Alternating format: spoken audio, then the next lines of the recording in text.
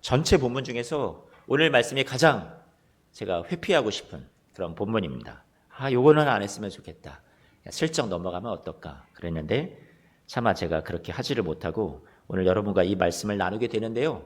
이 말씀이 좀 많이 어려울 수 있습니다. 그래도 저를 같이 따라와 주신다면 끝나고 돌아가실 때는 이런 의미가 담겨 있구나 하고 여러분들의 삶에 또 의미가 있는 하나님의 또 생명의 말씀이 되리라 생각이 됩니다. 14절 말씀부터 같이 보시죠. 14절 말씀 보니까 요한이 이제 본 거예요. 또 내가 보니 흰 구름이 보이고 그 구름 위에 누가 보였냐면 인자와 같은 이가 앉으셨는데 인자는 여러분 예수님을 말하고 있습니다. 예수님이 앉으신 모습을 본 거예요. 구름에 앉았다라고 그랬습니다. 어떤 손오공이 군두운을 탄 것처럼 그런 모습을 우리가 상상할 수 있겠는데 그런 모습은 좀 아닌 것 같고요. 구름이라고 상징되는 것은 어떤 하늘의 처소, 하늘에 있는 어떤 보좌를 의미해 주는 것 같습니다. 그래서 오늘 24절 말씀에 예수님께서 하늘의 어떤 보좌에 앉으셨는데 그 보좌에는 예수님의 모습이 지금 묘사되고 있는 게 금면류관을 머리에 쓰셨다라고 얘기하고 있습니다. 통치하시는 어떤 그런 예수님의 모습이겠죠. 그런데 요한이 또 하나 바라본 게 손에 뭔가를 들고 계셨던 거예요. 그 손에 들고 계신 게 뭘까? 더 자세히 이제 요한이 보니까 손에 들고 있었던 것은 낫이었습니다. 날카로운 낫을 갖고 있는데 그 낫이 무엇에 쓰여지는 용도가 무엇일지를 모르는데 그 다음 절에 설명을 해주고 있습니다. 15절 말씀 보니까 요한이 계속 보는 광경이죠. 그런데 한 천사가 그 예수님을 향해서 당신이 갖고 있는 그 낫을 휘둘러 거두소서 이렇게 요청을 하는 겁니다. 낫을 휘둘러서 거둔다. 뭘 거둡니까? 보니까 15절에 땅의 곡식이 다 익어 거둘 때가 이르렀다라고 얘기를 해주고 있습니다. 추수 때가 다가오죠. 지금 우리도 추수감사절을 기다리고 있습니다. 이제 가을이면 추수의 계절이잖아요. 그러니까 지금 오늘 이 본문에도 뭔가 추수할 때가 이르렀으니까 낫을 휘둘러서 낫을 사용해서 거두어 달라고 요청을 하는 것 같습니다. 이 본문을 우리가 바라볼 때 낫을 휘두르는 추수의 때라고 하면 여러분 지금 당장 예수님께서 오셔서 낫을 휘둘러서 세상을 추수한다 그러면 여러분 중에 자신 있는 분들 한 번만 손 들어 주시길 바랍니다. 손 드실 수 없으시겠죠? 뭔가 아직은 자신이 없을 것 같아요. 오늘 이 말씀의 의미가 떠올려지는 그런 이미지 자체가 어떤 생각이 드냐면 부정적인 어떤 무서운 심판의 모습으로 낫을 휘두르시는 이 추수의 때 마지막 심판의 때 과연 내가 살아남을 수 있을까? 이렇게 느껴지기도 합니다. 그런데 여러분 꼭 추수라는 게 심판의 의미만 담겨져 있을까요? 추수는 꼭 그렇게 무서운 때인가요? 성경에서 예수님이 직접 말씀하셨던 추수의 때를 우리가 말씀을 같이 한번 살펴보면 꼭 그런 의미만 있는 건 아닌 것 같습니다. 요한복음 말씀입니다. 4장 말씀이고요. 35절 36절에 예수님께서 이렇게 말씀하셨습니다. 같이 한 번만 읽어보겠습니다. 시작. 너희는 넉 달이 지나야 추수할 때가 이르겠다 하지 아니하느냐. 그러나 나는 너희에게 이르노니 너희 눈을 들어 밭을 보라. 희어져 추수하게 되었도다. 거두는 자가 이미 삭도 받고 영생에 이르는 열매를 모으나니 이는 뿌리는 자와 거두는 자가 함께 무엇한다고요? 즐거워하게 하려 함이라. 사람들은 이제 더 나중에 추수 때가 오겠지 했는데 지금 예수님이 아니다. 지금 당장 추수 때가 임박했다 얘기하면서 이제 우리가 이 추수를 하게 되면 뿌렸던 자들이나 이미 오래전에 씨를 뿌리고 언제 우리가 추수하게 될까 열매를 거두게 될까 기대했던 사람들이나 이제 이 수확을 맛보는 사람들이나 다 함께 무엇하게 된다고 얘기해 주고 있냐면 즐거워하게 된다. 그런데 그 예수님께서 원하셨던 이 추수 이 수확의 기쁨은 뭐였어요? 앞에 영생에 이르는 열매, 구원, 온전한 구원을 얘기해 주고 있습니다. 그러니까 이 추수의 때가 낫을 들고 수확을 해서 추수를 거두는 이 예수님께서 말씀하신 이 추수의 때는 여러분 공포와 두려움의 때를 말하는 겁니까? 아니면 즐거움의 때를 말하는 겁니까? 즐거움의 때를 말해주고 있습니다. 그러니까 추수의 때 오늘 성경에 나오는 예수님에게 그 낫을 휘둘러 달라고 요청했던 이 추수의 때가 두려움과 공포를 주는 심판의 때를 우리에게 꼭 의미해 준다기보다 우리에게 주는 어떤 구원의 때, 또 승리의 때, 영생의 때 이런 즐거움의 때를 우리에게 말씀해 주는 본문 계시록의 말씀일 수 있겠구나. 여러분들이 이렇게 생각을 한번 가져봐 주시고요. 그렇게 오늘 말씀을 풀어가 보겠습니다. 추수의 때를 위해서 여러분 파종하고 씨를 뿌려서 또 경작하고 관계에서 물을 공급하고 가지를 치면서 또 계속해서 관리하잖아요. 땀을 흘리고 수고하는 시간을 분명히 지나갑니다. 햇빛을 봐야 되고요. 또 단비가 또 필요하고요. 그런 시간, 오랜 인내의 시간을 거쳐서 비가 불고 비가 오고 바람이 불고 강풍이 몰아치고 여러분 그런 시간들을 또 역경을 또 지나서 마지막에 추수하게 될 때 기쁨의 시간이 우리에게 찾아오는 거죠.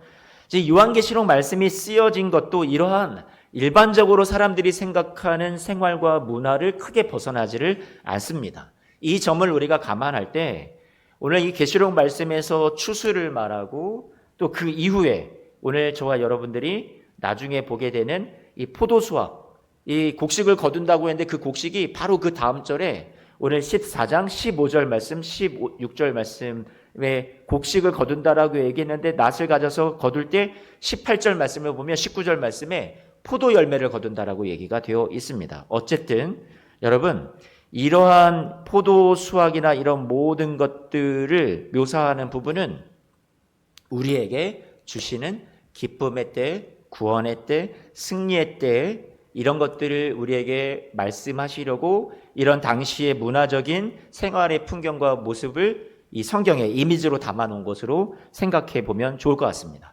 그래서 여러분 이 낫을 휘두르는 때를 지나서 그 다음에 우리에게 여러분들에게 어디로 우리를 옮겨가 주냐면 여러분들에게 낫을 휘두르고 심판 아니야 두려운 건 아니야 이런 것이 아니라 여러분들에게 이게 구원의 때라는 것, 승리의 때라는 것을 말씀해 주고 싶어 하시면서 잠깐만 기다려봐 내가 그 다음 얘기해 줄게 하고 15장에 딱 가봐요. 우리 같이 15장 말씀을 2절 말씀 같이 보겠습니다. 2절과 3절 말씀입니다. 계시록이 14장 이 낫을 휘두르는 때를 지나서 무엇을 얘기하냐면 같이 2절 3절 읽어볼까요? 시작. 또 내가 보니 불이 섞인 유리바다 같은 것이 있고 짐승과 그의 우상과 그의 이름의 수를 이기고 벗어난 자들이 유리바닷가에 서서 하나님의 검은고를 가지고 하나님의 종 모세의 노래 어린 양의 노래를 불러 이르되 주 하나님 곧 전능하신 이시여 하시는 일이 크고 놀라우시도다.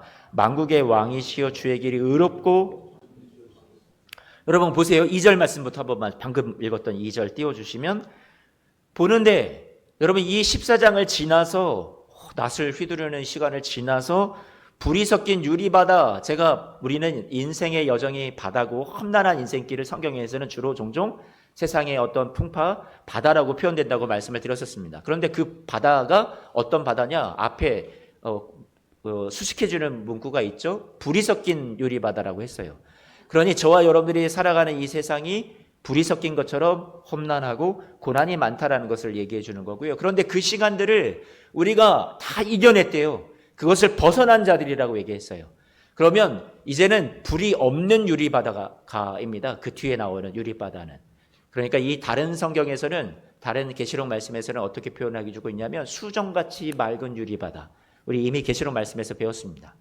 불이 섞인 바다를 지나서 저와 여러분 앞에 이제 펼쳐지는 건 뭐라고요? 수정같이 맑은 유리바다가 더 이상 고난이 없는 바다가 우리 눈앞에 펼쳐집니다. 그때 우리는 어떤 모습을 하게 되냐? 악기를 들고요. 하나님 앞에 서서 3절 말씀 좀 띄워주십시오.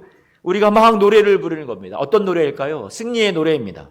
그런데 그 노래는 우리가 이해되지 않았던 현실을 살아왔어요. 우리가 이해되지 않았던 고난의 시간을 지나왔어요. 그래서 오늘 성가대도 찬양을 그렇게 해주셨잖아요. 날마다 숨쉬는 순간마다 내 앞에 어려운 일 보내. 하지만 우리가 이 시간들을 어떻게 이겨나갑니까? 오늘처럼 이 계시록의 말씀처럼 주님의 약속을 새겨보는 거죠. 날마다 새겨보는 겁니다. 주의 약속을 새기면서 그렇지 승리를 약속하셨지 하면서 이겨나가는 거잖아요. 그래서 마침내 이긴 다음에 그 앞에 서서는 이제는 더 이상 우리 안에 어떤 패배의식이나 우리 안에 두려움이나 우리 안에 한이 남거나 슬픔이 남아있는 것이 아니라 다 이해되는 겁니다. 하나님 앞에 모든 우리의 풀리지 않았던 의문이 풀려지는 겁니다. 그래서 주 하나님 어린 양을 노래 부르면서 하나님 아버지를 노래 부르면서 하나님이 하신 일이 크고 놀랐습니다. 주님이 하시는 일은 의롭고 참되십니다. 여러분 이 고백을 드린다라는 건요. 여러분의 이 세상에서의 일들이 고난이 아픔이 문제가 이제는 다 풀려지고 하나님 그 고난 이제 이해했습니다. 그 풀리지 않았던 왜 내게 이런 아픔을 주셨나요? 그랬던 모든 것들이 한으로 남지 않고 제 슬픔이 다 사라지고 주님이 내 눈물을 닦아주셔서 주님 앞에서 제가 이런 승리의 노래를 기쁨으로 부를 수 있게 되었습니다. 하시는 일이 놀랍습니다. 여러분 이런 때가 우리에게 어떻게 된다고요? 찾아온다고 성경은 저와 여러분들을 자꾸 어디로 안내해주고 있어요? 승리의 날로 안내를 해주고 있습니다. 사랑하는 성도 여러분, 추수의 때가 지나서 승리의 때가 찾아오고 기쁨의 때가 찾아오는 것 자연스러운 성경의 계시의 말씀이고 저와 여러분들에게 주신 약속의 말씀입니다. 여러분 그런데 우리에게 이 승리가 주어질 때 오늘 이 말씀을 통해서 여러분들이 짐작을 하시겠지만 고난을 통과한 후에 우리에게 또 주어지는 승리라는 사실을 여러분들이 꼭 또 놓치지 않았으면 좋겠습니다. 우리 계시록 14장 17절 말씀 같이 한 번만 볼까요? 또 다른 천사가 예수님이 낫을 들고 계셨는데 하늘에 보자 구름 위에서 그런데 예수님뿐만 아니라 또 다른 천사도 낫을 들고 있습니다. 예수님께서 하시는 일을 통치하시는 일을 이 천사도 같이 함께 동역자가 되어서 하는 일이겠죠. 그런데 그 낫을 휘둘러서 무르익은 곡식을 거둔다고 했는데 그 곡식에 좀 더 구체적으로 얘기해주고 있는 것이 무엇이냐면 18절 말씀을 보니까 그 품목이 포도송이라고 얘기를 해주고 있습니다. 포도가 익었대요. 자, 포도가 익었는데 그 포도를 거두라. 그런데 그 포도를 거두어서 이것을 뭔가 수확을 해서 이제 기쁨으로 막 나눠 먹을 줄 알았는데 잔치를 하기 전에 무언가가 나오는데 그 무언가가 19절입니다. 이 포도를 어떻게 하라고요? 포도주 틀에 던진다라고 얘기를 하고 있는 거예요. 낫을 휘둘러서 포도 열매가 무르익었는데 그 포도를 거두어서 포도주 틀에다가 던집니다. 20절 말씀은 더 무섭습니다. 우리 20절 말씀을 같이 한 번만 볼까요? 그런데 그 포도가 수확된 내용물들이 이 수확의 열매들이 어떻게 되냐면 그 틀 안에서 어떻게 된대요? 밟혀진답니다. 그러면 그 틀에서 밟히니까 뭐가 나올까요? 즙이 나오겠죠. 포도즙이. 그런데 그 즙이 아니라 20절 말씀은 좀 섬뜩합니다. 뭐라고 얘기하냐면 피가 나서 말 굴레까지 닿았다. 말 굴레라는 것은 여러분 말 보면 가죽으로 얼굴에다가 씌운 굴레 이렇게 묶여 있는 것들을 여러분들이 보신 적이 있으시죠? 거기까지 닿았다라고 얘기하니 보통 사람 키만큼 더 말이 좀 키가 크잖아요. 거기까지 이 피가 닿았다. 그리고 1600 스타디온에 퍼졌다. 이 피가 얼마나 큰 강물처럼 퍼져나가냐면 1600 스타디온은 이 수치를 환산을 해보면 저와 여러분들이 이해할 수 있는 수치로는 300km 정도 되는 겁니다. 그러니까 이게 어떤 이 문자적으로 300km까지 딱 이뤘다 이런 의미를 주기보다 너무 많은 이 피의 어떤 이 영향력들이 퍼져나갔다라는 것을 얘기해 주는 의미인 것 같습니다. 여러분 어떠해요? 방금 읽었던 이 말씀이 좀 섬뜩하고 막 피가 나고 무섭게 느껴지지 않습니까? 이 말씀을 과거에 성경을 해석하던 이 성경학자들이 어떻게 해석을 해왔냐면 땅에서 하나님께서 욕망으로 살고 우상을 숭배하고 예수님을 믿지 않던 악한 사람들은 다 죄인들은 모아다가 이들을 싹둑싹둑 낫을 베어서 다 틀에다가 집어넣고 하나님의 진노를 담아 심판하셔서 그들의 피가 이렇게 흐르는 거다. 여러분 너무 무섭지 않으세요? 이 말씀을 그렇게 해석을 해봤었단 말이에요. 그런데 이 말씀이 과연 그럴까요? 그렇게 이 말씀을 해석을 하면 하나님이 과연 사랑이신가 저는 의심스럽습니다. 그런데 우리 이 말씀을 다시 한 번만 좀 생각해 보면 좋겠습니다. 성경에서 포도라 함은 여러분 제가 말씀을 이 주일날 설교 가운데 여러 번 나눠서 여러분들도 알아주시리라 생각이 되는데 성경에서 포도나무라 하고 포도 열매를 기대하시는 것은 누구에게 기대하시는 거냐면 하나님의 백성에게 기대하시는 겁니다. 하나님의 사람들에게. 오늘날로 말하면 저와 여러분처럼 예수님을 믿는 사람들에게 하나님이 기대하시는 것이 무엇이에요? 포도나무, 그리고 포도나무에서 열려지는 열매를 기대하십니다. 맞아요, 여러분? 예수님께서 나는 참 뭐라고 말씀하셨어요? 요한복음 15장에 포도나무요 너희는 가지니. 여러분 그렇게 말씀하시면서 나로 말미암지 않고는 열매를 너희가 스스로 맺을 수 없다. 그러니 저와 여러분들에게 주님께서 요구하시는 게 포도나무의 뭐예요? 열매라는 사실을 우리는 알 수 있겠죠. 그런데 예수님께서 왜 내가 참 포도나무라고 말씀하셨어요? 우리가 포도나무인데, 과거에 하나님의 백성들이 포도나무인데 스스로 열매를 맺지 못하고 날마다 죄의 열매만 맺으니까 예수님이 직접 오셔서 내가 너희를 위한 포도나무가 되어줄게. 이거 이미 제가 지난 시간에, 지난 설교 시간들 속에서 말씀을 나누었던 부분들입니다. 여러분 이제 이해되시죠? 포도나무, 포도 열매는 누구를 의미한다고요? 따라서 하겠습니다. 우리입니다. 우리예요. 그러면 여러분, 이 하나님의 사람들, 포도 열매, 포도 알들이 저와 여러분들을 찐데, 저와 여러분들이 포도주 틀에 들어간대요. 그리고 거기서 밟혀진대요. 그리고 거기서 피가 난대요. 여러분 이게 무슨 의미일까요 대체? 똑바로 예수님을 믿지 않은 사람들, 예수님 믿지 않았던 사람들이 아니라 예수님을 믿었던 사람들 중에서 똑바로 믿지 않았던 사람들은 다 이렇게 밟혀진다는 얘기를 하는 걸까요? 아니요. 이건 당시의 문화적인 이야기입니다. 당시의 사람들은, 여러분 가을철에는 이 당시에도 이 하나님의 백성들도 포도의 수확이 있었습니다. 물이 귀했던 이 근동지방 사람들은 포도를 이 음료로 마셨단 말이에요. 포도즙을 착출해서 그것을 발효시켜서 마셨던 거죠. 그래서 포도를 수확하게 되면 이 포도를 커다란 이중으로 만들어진 위층 돌이 있고 아래층 돌이 있는 겁니다. 우리 뭐 맷돌처럼. 그래서 그 틀에다가 쏟아 넣고서 남자들이 그 위에 올라가서 포도를 막 밟습니다. 그러면 어떻게 돼요? 위층에서, 위에 있는 돌에서 이 밟혀진 포도들이 즙이 아래 돌로 쏟아져 내려오고 거기에서 다시 더 잘게 그렇게 즙이 되어서 여러분 포도주가 내려오는 거죠. 그래서 그것을 마셨던 거예요. 이 과정 속에서 포도주 틀에서 포도를 밟았던 남자들의 이 옷은 물론이요, 허벅지 뭐 이루 말할 수 없이 다 빨갛게 피처럼 물이 듭니다. 누구나 다 연상할 수 있었던 이미지였단 말이에요. 늘 주변에서 보던, 흔히 볼 수 있었던 문화적인 그런 생활의 풍습이고 장면이었으니까요. 지금 성경이 그 얘기를 해주고 있는 겁니다. 우리 계시록 19장 말씀을 같이 한 번만 볼까요? 계시록 19장 13절, 14절, 15절, 16절까지인데요. 제가 한번 같이 읽어봐 드리겠습니다. 자, 또 그가 누구예요? 예수님을 말합니다. 근데 그 예수님이 피 뿌린 옷을 입었대요. 자, 피 뿌린 옷을 입었는데, 여러분 예수님께서 무엇을 하셨길래 피 뿌린 것 같은 옷을 입었다는 얘기지? 아까 포도 수확을 할 때 입었던 사람들의 옷과 좀 비슷한 것을 연상할 수 있겠습니다.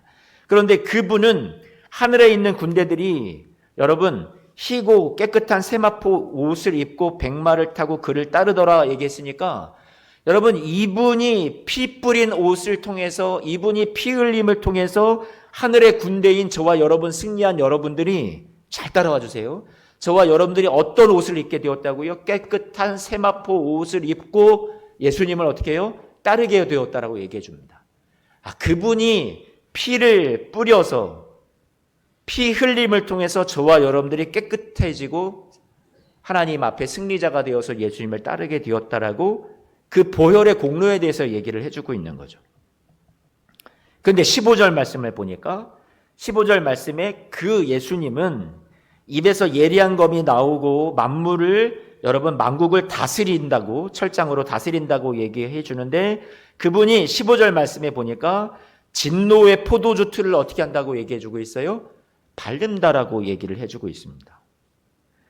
여러분 이 말씀이 의미해 주는 것은 이겁니다. 예수님이 자신이 흘리신 피, 자신이 희생의 죽음을 통해서, 십자가 죽음을 통해서 승리하시고 그 주님을 뒤따르는 백성들은 동일한 방식으로 예수님을 따라서 이 길을 걸어갈 것에 대해서 방금 읽었던 말씀이 그것을 얘기해 주고 있는 겁니다. 포도라는 것이 하나님의 백성을 상징한다면, 여러분 오늘 말씀에 계시록 14장 19절 말씀으로 다시 넘어갑니다. 계시록 14장 19절 말씀에 이 포도가 포도주 틀에 던져진다라고 했는데, 여러분 이것은 저와 여러분들 예수님 믿는 사람들을 심판하시겠다라는 얘기가 아니라 예수님을 닮은 우리가 되어서 우리도 이 포도주 틀에서 밟히고 예수님처럼 십자가 지고 그 피가 여러분 저와 여러분들 통해서 세상으로 흘러나가는 것에 대해서 얘기해 주고 있는 겁니다. 아니 왜 우상 숭배자들이나 세상의 악한 사람들이 짓밟히고 피를 흘리고 심판받아야지 하나님을 믿는 우리가 왜 피를 흘려야 되나? 정작 틀에서 나오는 피처럼 붉은 포도즙은 여러분 이 추수 때 거둬들인 저와 여러분 하나님의 사람들의 피라고 얘기를 해주고 있는 거죠. 여러분 이상하지 않습니까? 못되고 악하고 더러운 삶을 살아온 사람들이 이 포도주 틀에 밟혀서 갇혀서 심판받아야지 왜 선하게 사는 사람들이, 왜 예수님을 믿는 사람들이 밟혀야 되냐라는 거예요. 우리는 한 번 더 생각해 봤으면 좋겠습니다. 저와 여러분들을 먼저 생각해 보셨으면 좋겠어요. 여러분 못되고 악하고 더러운 삶을 살아온 우리 자신입니다. 그런데 우리가 어떻게 진노 가운데서 벗어나게 됐나요? 예수님이 우리를 대신해서 십자가에서 밟히셨기 때문입니다. 예수님이 우리를 대신해서 당신의 피를 흘리셨기 때문입니다. 그래서 여러분 우리가 구원함을 받을 수 있었고 영원한 생명을 얻을 수 있었습니다. 우리가 죄와 사망에서 벗어날 수 있게 된 겁니다. 그래서 예수님의 그 희생을 통해서 세상에 구원이 임했던 겁니다. 그러면 계시록 말씀이 저와 여러분들에게 전해주는 메시지는 이제 우리도 그 예수님의 발자취를 따라가는 삶이 이 땅 가운데 남아있다고 얘기해주고 있습니다. 추수의 때, 마지막 때에 하나님께서는 저와 여러분들의 피 흘림을 통해서, 여러분 피 흘림이라고 하니까 섬뜩하게 느껴질지 모르겠지만 우리 다시 다른 말로 표현해 보면 저와 여러분들의 십자가의 사랑과 저와 여러분들의 세상을 섬기는 그 섬김을 통해서 하나님께서 온전한 구원과 승리를 이 땅 가운데 세상을 회복하는 일을 이루시겠다라고 말씀하시는 것이 오늘 본문 말씀의 주 내용입니다. 주제입니다. 우리 같이 20절 말씀을 다시 들여다봅니다. 계시록 14장 20절 말씀입니다. 20절 말씀 같이 볼까요? 앞에 보니까 여러분 틀에서 밟히는데 어디에서 밟힌다고 얘기를 해주고 있어요? 성 밖에서 밟힌다고 얘기해주고 있습니다. 아니 타락한 도성이면 그 자체가 다 짓밟히면 좋겠는데 그 타락한 죄 많은 도성 자체가 심판받는 게 아니라 도성 밖에서 그것도 엉뚱하게도 그 장본인들, 타락한 사람들 장본인들이 아니라 하나님의 백성들이 밟힙니다. 여러분 어떻게 이해를 해야 될까요?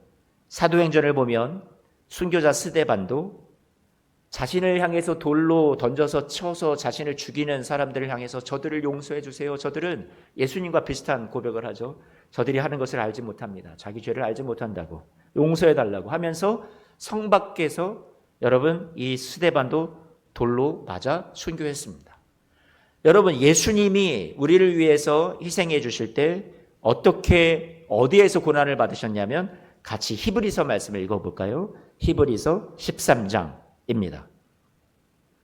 같이 한번 제가 읽어드릴게요. 이는 죄를 위한 짐승의 피는 대제사장이 가지고 성소에 들어가고 그 육체는 영문 밖에서 불사름이라. 그러므로 이제 과거에 우리 사람들의 죄를 용서받는 제사를 지낼 때 그 대신 죽는 어린 양의 피를 제사장이 가지고 성소에 들어가는데 육체는 영문 밖에서 여러분 불태웠다라고 얘기를 해주면서 마찬가지로 우리 세상의 모든 인류를 대신하는 예수 그리스도의 희생의 제사가 12절 말씀입니다. 계시록 13장 12절. 예수님이 자기 피로써 백성을 거룩하게 하시려고 어디에서 고난을 받으셨대요? 성문 밖에서 고난 받으셨다라고 말씀해주고 있습니다. 여러분 여기에서 여러분들이 연관성을 좀 찾았으면 좋겠습니다. 오늘 계시록 14장 말씀에 19절 20절에 20절 말씀에 정확하게 나오죠. 성문 밖에서 밟혔다. 누가? 하나님의 백성인 우리가. 누구의 모습입니까? 오늘 방금 읽었던 계시록 13장 12절 말씀, 예수도 자기 피로써 백성을 거룩하게 하려고 성문 밖에서 무엇을 받았다고요? 고난을 받았다라고 얘기합니다. 그러면서 히브리서 말씀이 저와 여러분들에게 도전해 주는 건 뭐예요? 우리도 누구를 따라가자? 그 예수님의 발자취를 따라가자. 우리 13절 말씀 같이 한 번만 읽어보겠습니다. 함께 읽습니다. 시작.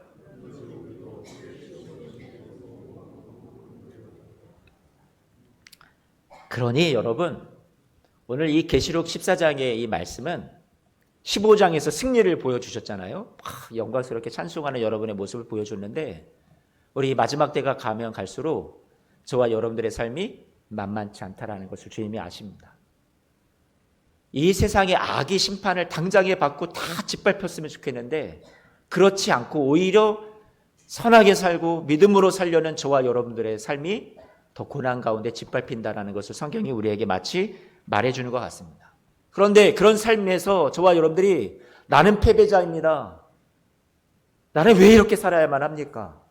우리가 고난 속에서 울고 우리가 날마다 슬퍼하며 좌절하며 낙심하며 사는 것이 주님의 뜻이겠습니까? 주님의 뜻이 아닙니다. 우리가 교회에 나와서 매번 우리가 기도할 때마다 하나님 저 너무 힘들어요. 죽겠습니다. 우리가 그렇게 고난 가운데 아픔을 호소하는 거 맞습니다. 하지만 주님께서 기대하시는 것은요. 여러분들에게 부탁드리는 것은 거기가 여러분들의 믿음의 수준이 아닙니다. 하나님이 여러분 그 정도 수준의 사람 만드시려고 여러분을 그렇게 부르지 않으셨습니다. 여러분 하나님이 부르신 믿음의 수준은 여러분 어디까지 끌고 가시는 거예요? 이 고난을 여러분들이 예수님처럼 그 뒤를 따라서 짓밟혀도 여러분들을 통해서 예수님의 십자가 사랑을 통해서 예수님이 짓밟혔지만 오히려 죄인들이 구원함을 받고 타락한 세상이 구원함을 받았듯이 저와 여러분들이 세상 가운데서 고난을 받지만 우리가 그 고난을 능히 이겨내고 우리를 통해서 세상이 변화되고 세상이 하나님 나라가 되도록 하나님께서 저와 여러분들을 쓰시겠다라고 여러분들을 부르셨어요. 따라서 하겠습니다. 우리는 주님의 군대입니다. 주님께서 저와 여러분들을요 그렇게 용감한 주님의 군사로 부르셨다라는 얘기예요. 우리는 패배자처럼 살아갈 인생이 아닙니다. 우리는 고난에 쓰러질 또 인생이 아닙니다. 우리가 오늘 이 말씀을 생각하면서 우리가 주님과 함께 세상을 이겨나가는 우리 성도님들이 되셨으면 좋겠습니다. 여러분 보니까 이 틀에 밟혔던 그 피가 어디까지 흐른다고 그랬어요? 마을 굴레의 높이까지 이르더니 1600 스타디온 300km까지 퍼졌다 얘기했는데 우리 수치를 좀 떠나서 어떤 말씀이 떠오릅니까? 에스겔서 말씀이 떠오릅니다. 에스겔서 말씀. 에스겔서 말씀은 여러분 에스겔이 받았던 환상인데 하나님께서 성전으로 에스겔을 데리고 가십니다. 그런데 그 성전에서 보니까 성전에서 물이 흘러나오기 시작하는데 나중에 그 물이 조금 떨어져서 측량을 해보니까 무릎 높이에 발목 높이에 이르고 무릎 높이에 이르고 나중에는 허리까지 차고 그 이후에는 여러분 사람이 헤엄칠 수 없을 만큼 어마어마한 강물로 불어나게 됩니다. 여러분 이것이 우리에게 의미해 주는 것은 에스겔서 말씀에서 이 강물은 오늘날 이 하나님의 사람들이 교회를 통해서 세상 가운데 흘러 넘치게 될 영향력을 말하는 겁니다. 생명의 역사를 말하는 겁니다. 교회가 세상 가운데 불러일으키게 될 세상의 변화를 말하는 겁니다. 어떤 역사를 주님께서 기대하셨냐면 에스겔서 말씀 다시 한 번만 좀 띄워주세요. 여러분 5절 말씀 보니까 5절 말씀에 사람이 능히 건너지 못할 강이더라. 아까 우리 계시록 말씀에 1600 스타디온에 퍼졌다 말에 이 굴레의 높이까지 이르렀는데 그 쫙 사방으로 퍼졌다라고 얘기해 주지 않습니까?